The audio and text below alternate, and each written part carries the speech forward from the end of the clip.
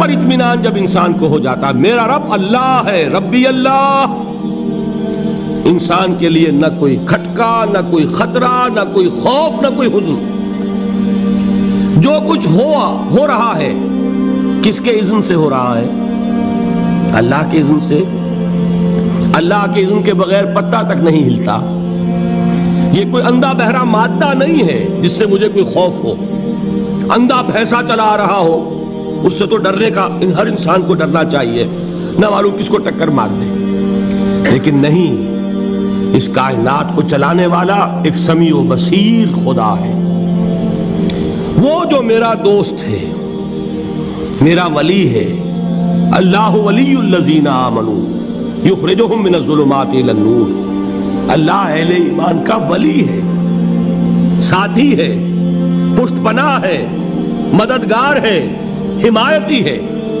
بتائیے جسے یقین ہو جائے کہ اللہ میرا مددگار، اللہ میرا محافظ، اللہ میرا پشت پناہ، اللہ میرا حمایتی، اس کے لیے کوئی خوف ہوگا؟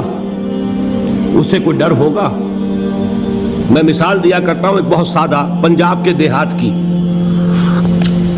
تو بڑا چودھری ہے اور کوئی غریب کسان ہے۔ اس غریب کسان کے جانوروں کو ہر وقت اندیشہ ہوگا چوری کا، کوئی میری بھینس کھول کر نہ لے جائے، کوئی میرا بیل کھول کر نہ لے جائے۔ لیکن جس کے بارے میں یہ سب کو معلوم ہو کہ وہ جو بڑا چودھری ہے وہ اس کا دوست ہے، اس کی بچیا کو کوئی خوف ہوگا؟ اس کی بھینس پر کوئی ہاتھ ڈالے گا؟ اسے کوئی اندیشہ ہوگا؟ نہیں۔ کیوں؟ کہ وہ بڑا چودھری، بڑا اس کا یہاں کا سردار، جاگیردار، سب کو معلوم ہے وہ میرا دوست ہے، کوئی میرے خلاف اقدام نہیں کر سکتا۔ اس دنیا میں یہ چھوٹی سی بات اگر آپ کے دلی اطمینان اور سکون کا باعث بن سکتی ہے تو ذرا تصور کیجئے۔ میں لفظ تصور استعمال کروں گا صرف اس لیے کہ اس کا ہم جس کو کہتے ہیں ادراک اور شعور کر نہیں سکتے، اگر کے ساتھ کر سکتے۔ اگر یقین ہو کہ اللہ میرا مددگار اور یقین ہو کہ اللہ ہر آن میرے ساتھ ہے، پھر کوئی خوف؟ کس کا خوف؟ کوئی شے اللہ سے بالا تر ہے؟ کوئی قوت اس سے زیادہ طاقتور ہے؟ کوئی اس کے ارادے کو بدلنے والا ہے؟ کوئی اس کی مشیت کے آڑے آنے والا ہے؟ یہی بات ہے جو حضور نے فرمائی۔ یہ ایمان کا حاصل ہے لب لباب، کہ دیکھو اچھی طرح اس بات کو ذہن نشین کر لو، اگر تمام انسان مل کر تمہیں کوئی نقصان پہنچانا چاہے نہیں پہنچا سکتے، مگر جو کچھ اللہ نے لکھ دیا ہو، اور تمام انسان مل کر تمہیں کوئی نفع پہنچانا چاہے نہیں پہنچا سکتے، مگر وہ شے جو اللہ نے طے کر دی۔ آپ پھر میں کہوں گا ذرا طاری کیجئے، اسے فرض کیجئے، اسے سوچئے۔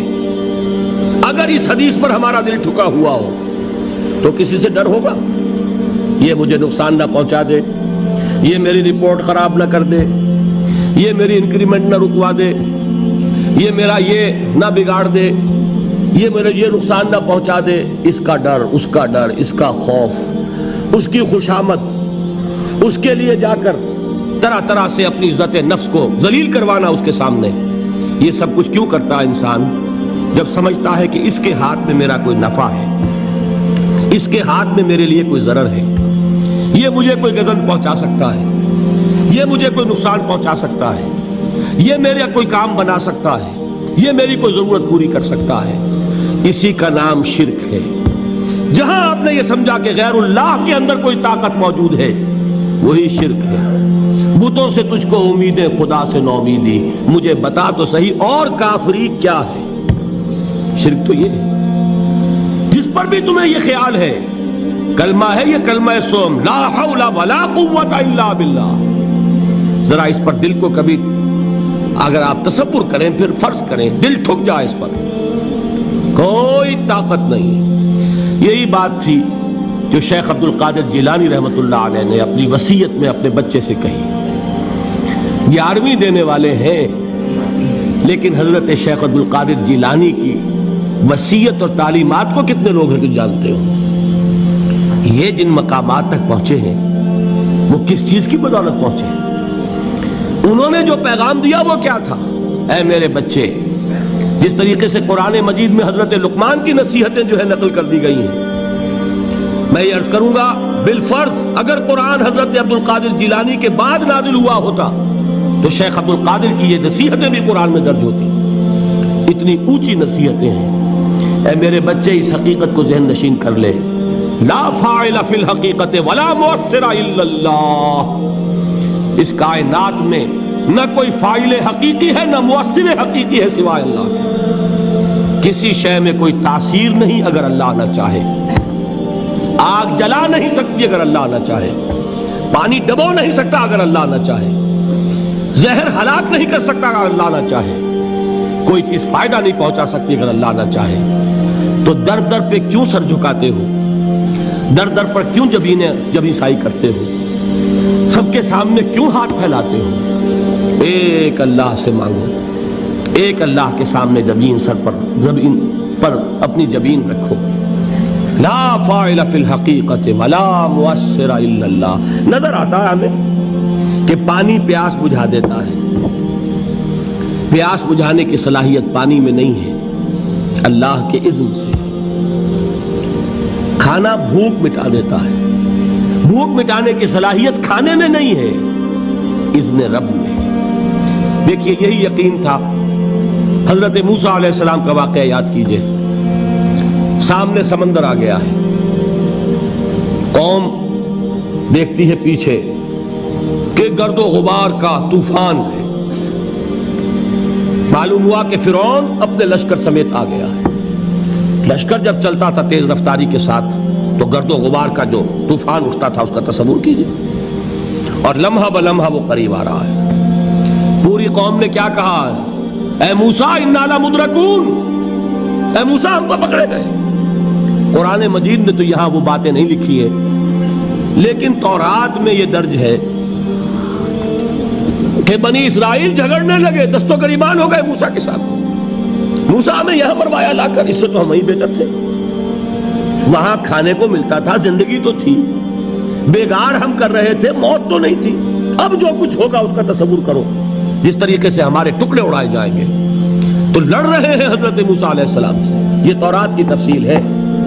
قرآن میں صرف اتنا آیا ہے، پریشان ہو کر انہوں نے کہا انا لمدرکون، موسیٰ ہم تو پکڑے گئے۔ اس وقت موسیٰ کا جواب کیا ہے؟ کلا ان معی ربی سیہدین، نہیں، میرے ساتھ میرا رب ہے، وہ راستہ دے گا۔ بتائیے کہاں راستہ نظر آ رہا ہے؟ یہ ہے ایمان بالغیب۔ راستہ نظر نہ آئے تب اللہ پر یقین ایمان ہے۔ جیب میں پیسے ہوں اور تب دل کو اطمینان ہے تو ایمان کس پر ہوا؟ پیسے پر، اللہ پر نہیں۔ جب وسائل و ذرائع نہ ہوں اور پھر یقین ہو کہ اللہ مسبب الاسباب ہے، وہ اسباب کا پابند نہیں ہے، وہ اسباب کا محتاج نہیں ہے، اسباب اس کے محتاج ہیں۔ اگر یہ یقین ہے تو اللہ پر ایمان ہے، یہ نہیں ہے تو تمہارا ایمان اسباب پر ہے، وسائل پر ہے، ذرائع پر ہے، مادیات پر ہے، اللہ پر نہیں۔ اس وقت کہاں راستہ تھا؟ کوئی راستہ تھا؟ سمندر ہے اور ادھر سے لشکر آ گیا ہے۔ کلا ان معی ربی سیہدین۔ اب دیکھیے ایمان کہہ دینا آسان ہے، ہوا معکم اینما کنتم، جہاں کہیں بھی تم ہوتے ہو اللہ تمہارے ساتھ ہوتا ہے، لیکن اس کا یقین قائم ہو جائے تو زمین و آسمان کا فرق واقع ہو جائے۔